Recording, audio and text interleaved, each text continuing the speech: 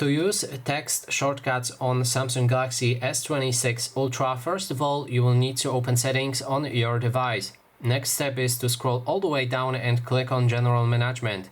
Go into Samsung keyboard settings and then scroll down until you find the text shortcuts.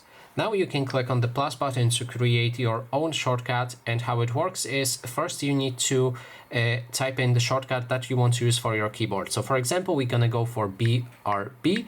That means if I type BRB on my keyboard anywhere, it will use this expanded phrase that we're gonna enter right here and replace BRB with it. So if we go for B right back and apply it, we can then go back into our keyboard and type in BRB, and that way we see be right back right here, and we can just click on it to instantly add it. And that is basically everything. Thanks so much for watching.